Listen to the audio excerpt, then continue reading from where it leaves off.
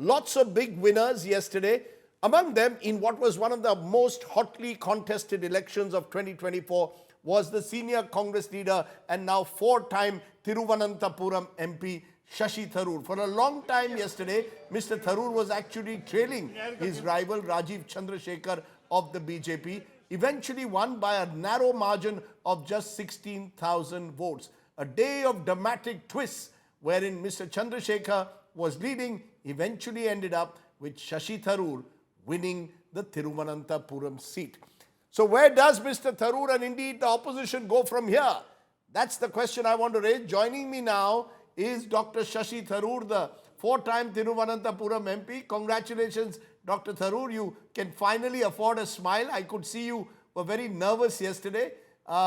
It must have been a very difficult day because the margins kept going up and down with you and Rajeev Chandrasekhar.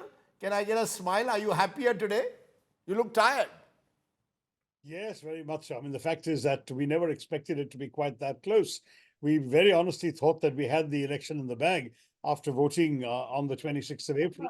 But it was startling to see how much support the BJP candidates and the CPI candidates both garnered, so that in the end it was a close run thing. I managed to do it all right in the end, but right till the last few rounds of counting, it was touch and go.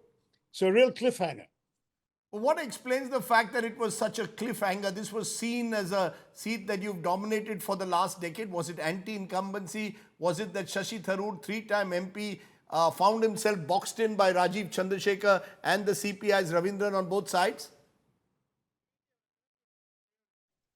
Well, I mean, it's been a three-cornered fight every time, so that's not unusual. The CPI ran a more effective campaign, perhaps this time than the previous time.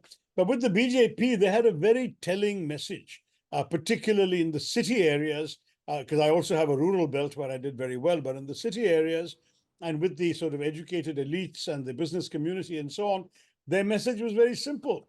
If you vote for our man, you get a minister who can deliver all sorts of goodies for you. You vote for that guy, he's going to be in the opposition. What can he do for you? We're winning anyway. And that overall message, particularly early in the election, we were only in the second phase, meant that a lot of people were seduced by the idea that they could easily abandon me and get somebody who would be more effective in delivering results from the government.